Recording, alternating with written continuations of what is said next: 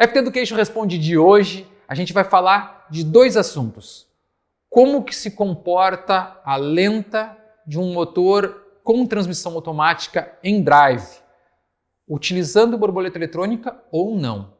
E a segunda pergunta é uma pergunta relacionada à transição entre marcha lenta e mapa principal. Por que eu tenho uma cabeçada? Por que ela se torna brusca? Então vem com a gente que a gente vai responder isso para você.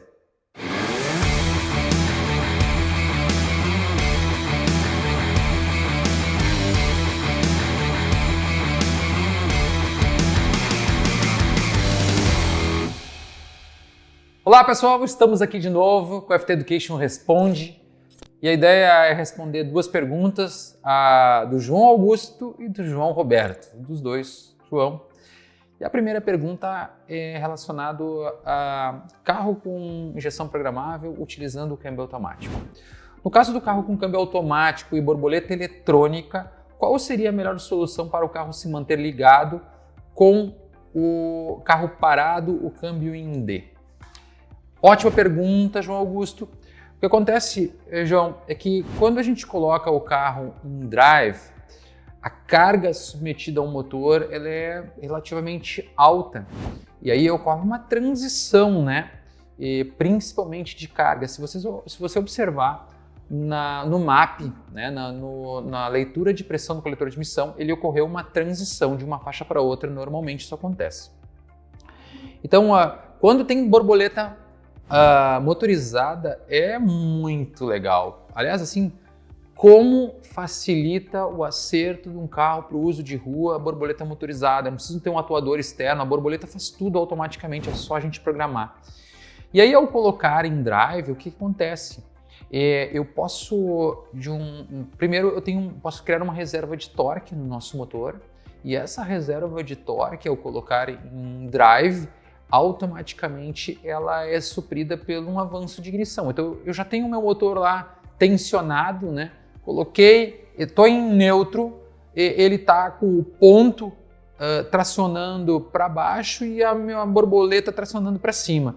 E aí o ponto está relativamente retardado. Vamos imaginar lá com alguns carros permite até negativo, 5 graus negativo, 2 negativo, mas já que está com 2 negativo. Então ele está tensionado. Quando eu coloco o meu câmbio lá em D, em drive, automaticamente eu posso liberar um certo avanço. Ele vai entrar um avanço de ignição porque meu alvo de RPM ele está determinado em uma faixa.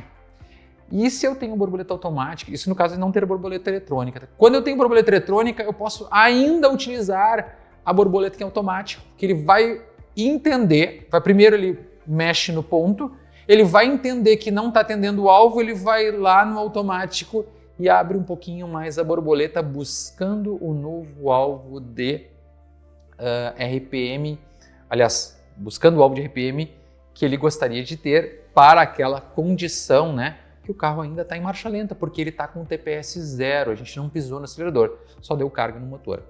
Então, eu vejo que facilita bastante se trabalhar com borboleta motorizada, porém, não é necessário, não é obrigatório, melhor dito, ter borboleta motorizada para trabalhar com câmbio automático.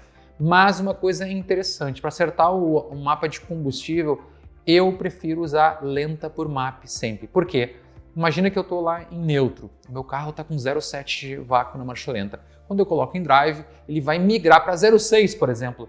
Eu estou indo para um outro site e quando eu tenho mais carga, consequentemente eu preciso de mais combustível, ele vai ter que enriquecer a mistura. Então eu vou ter que naquela outra faixa colocar o combustível adicional, sendo que esse combustível adicional ele está sendo mexido no mapa principal. E aí lá na correção por RPM eu vou ter que compensar isso. Por quê? Porque eu também vou ter 0,7 e 0,6 de vácuo em condições de movimentação do nosso carro, né? Em condição de uso, que seria a carga, não em marcha lenta. Então eu tenho que me preocupar e uma das maneiras de lapidar isso seria utilizando aí, trabalhar no mapa principal pela essa transição e uma correção por RPM para incrementar combustível quando ele estiver com carga.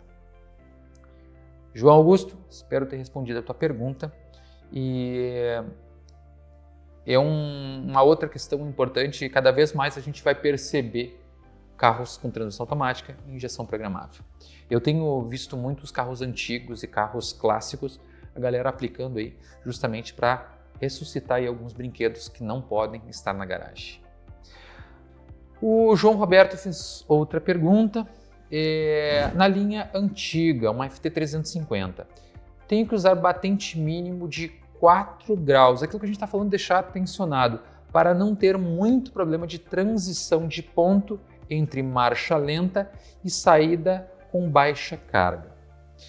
Percebi que a função lenta por ponto desativa com 1,5% de TPS, ou seja, o motor tenta ficar em marcha lenta quando sair com baixa carga, exemplo, manobrando, estacionando. Isso às vezes gera uma pequena cabeçada. A sonda está bem ajustada. Alguma dica para melhorar isso? João Roberto, excelente a tua pergunta. Já respondi para você aí no YouTube, mas eu vou dividir isso aí com outras pessoas que podem ter a mesma necessidade. Eu já falei bastante sobre esse controle de deixar o motor tensionado, né, de marcha lenta. Então, quando a gente tem lá o motor com 4 graus e a borboleta aberta, automaticamente qualquer tipo de carga que o motor for submetido, ele vai compensar aplicando ponto.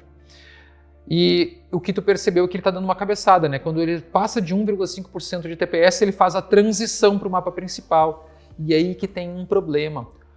Tu tens uma distância muito grande entre os parâmetros que tu está utilizando de ponto e tempo de injeção do mapa principal para a marcha lenta. Então imagina o motor está tensionado aqui, daqui a pouco ele vai lá e dá uma pancada de ponto, que é isso que deve estar acontecendo. Imagina que ele está com 4 graus aqui e ele recebe uma paulada aí para 12, 18 graus. Essa transição é o que dá brusca, melhor dito, é o que dá a cabeçada que você está percebendo. O que eu sugiro? Que você faça uma transição suave, que você faça uma migração entre esses dois regimes, marcha lenta e o regime de carga que está sendo imposto quando tu está acelerando, né, acima de 1,5% de TPS, que tu faça aí uma migração entre esses dois parâmetros de tempo de injeção e também de ponto de ignição, que ele seja mais suave, não seja tão brusco. Isso deve resolver. Essa seria a minha dica. Bom, João Augusto, João Roberto, espero ter respondido a pergunta de vocês dois. Muito obrigado pela participação. E se vocês tiverem alguma dúvida, continuem fazendo aí os seus comentários, por favor, nos nossos vídeos. Então chegamos ao fim de mais um FT Education Responde. Como eu já falei, o objetivo desse tipo de vídeo é esclarecer dúvidas do nosso cliente e ir de encontro à necessidade de vocês. Se você gosta desse material que a gente gera, por favor, deixa um like, pense em se inscrever no nosso canal e também faça algum tipo de comentário se você tem alguma dúvida relacionado à injeção programável com motores customizados. Muito obrigado!